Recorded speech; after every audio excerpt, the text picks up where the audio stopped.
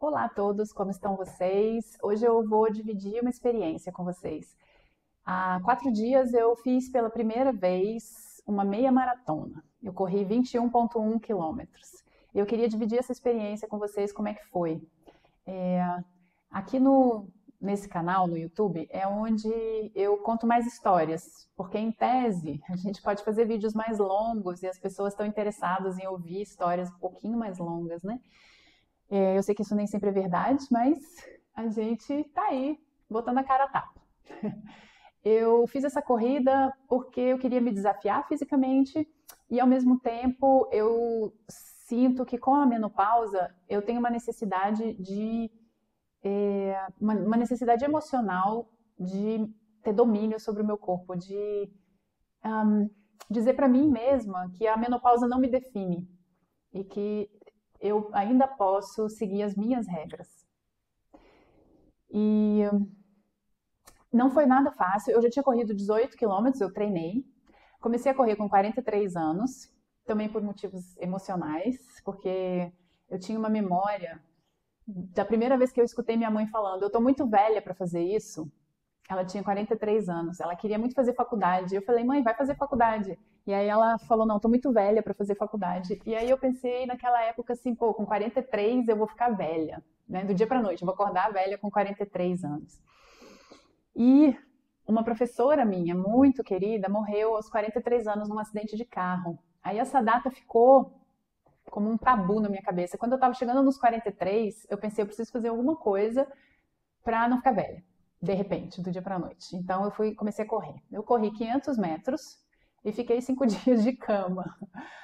Aí depois eu corri de novo 500 metros por muito tempo. Daí eu comecei a correr 500, andar, correr, andar. Depois consegui correr um quilômetro e é, levou mais ou menos um ano para eu conseguir correr 3 quilômetros. E levou muito tempo para eu conseguir correr 5 quilômetros sem pausa, em torno de 4 anos. Depois dos 5 quilômetros, parece que deu uma deslanchada e eu também decidi levar mais sério os treinos.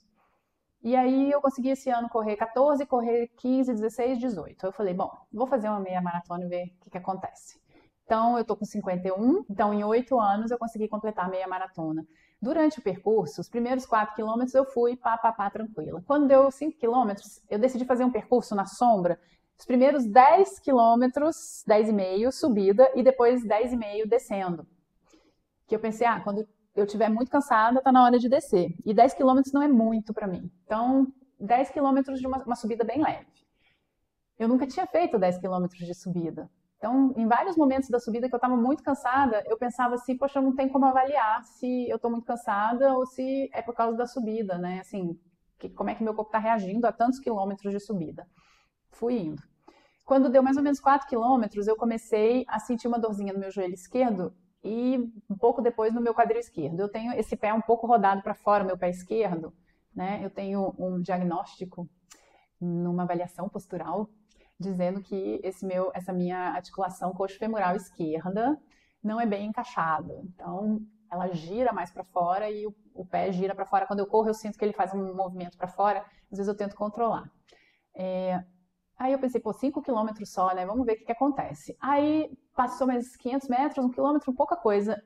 O joelho esquerdo parou de doer, começou a doer o joelho direito.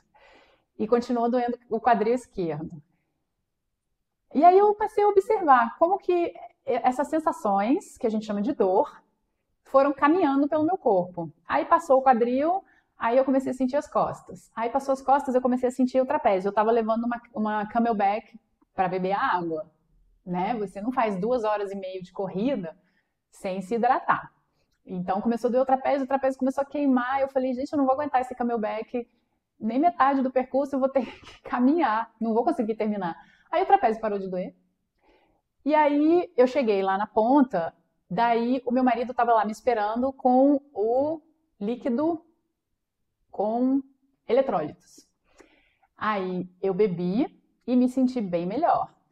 E aí comecei a descida. E aí eu não senti praticamente nada por um período bem longo, ali uns 5, 6 quilômetros de descida, que eu já estava no quilômetro 16. Eu estava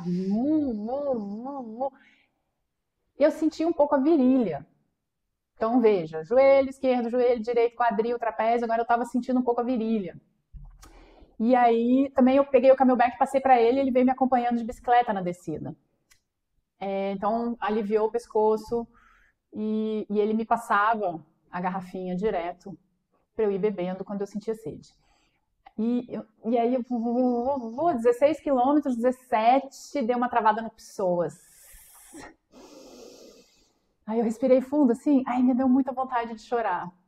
Porque foi uma travadaça no Pessoas. Eu falei, vou chorar um pouco, porque tipo, você tá lá correndo sua primeira meia maratona no meio do mato, por que não posso chorar um pouco? Daí eu deixei as lágrimas começarem a sair, só que o choro ficou muito forte e aí eu não conseguia chorar e respirar.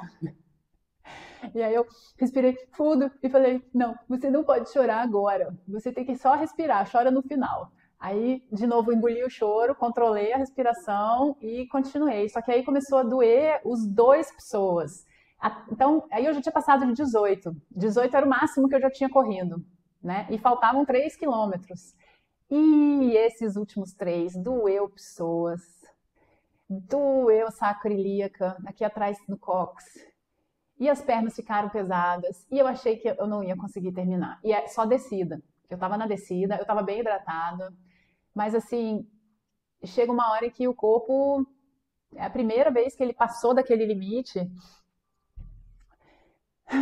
foi difícil. Foi difícil. Mas enfim, o que eu quero dizer com tudo isso? Essas sensações que a gente tem, começa no joelho, vai para o quadril, depois vai para outro joelho, são como se fossem alarmes de incêndio de uma casa que começam a apitar. Sua casa tem lá os alarmes e de repente apita um alarme só porque você acendeu um cigarro ou porque tem uma panela, né, uma comida queimando. Na verdade não tem nenhum incêndio. E é isso que está acontecendo com o corpo e o alarme de incêndio. O seu corpo, o seu cérebro, o seu sistema nervoso central, ele fica meio confuso, pensando assim, Jesus, o que essa pessoa acha que ela está fazendo correndo por 2 horas e meia? O que é isso? Melhor tentar fazer ela parar. Ou, tipo, tem um problema aqui, esse quadril dela que já é um pouco rodado para fora, vai dar caput, né? Como a gente diz aqui, vai caput. E aí ele começa a apitar vários alarmes de incêndio. Aí ele tenta num lugar, daí ele tenta em outro, aí ele tenta em outro, ele tá tentando te convencer a parar. E é você quem tem que ser mais forte. Por isso que o pessoal que corre maratona, que eu acho que assim, seria humanamente impossível para mim, eles falam muito que o psicológico é o mais importante, porque você precisa entender que esses alarmes de incêndio não é um incêndio. E no final, quando o Pessoas ficou realmente dolorido e doeu por muito tempo até eu parar de correr, olha só, aí eu pensei, pronto, machuquei meu Pessoas, eu exagerei. Aí eu cheguei aqui, deitei no chão e fiquei deitada 5 minutos com os olhos fechados, respirando, relaxando e falando para minha cabeça, tá tudo bem, acabou. E aí o Pessoas parou de doer também. Eu fiquei bem dolorida no dia seguinte, fiquei bem cansada no mesmo dia, dormi bastante, mas eu não me lesionei.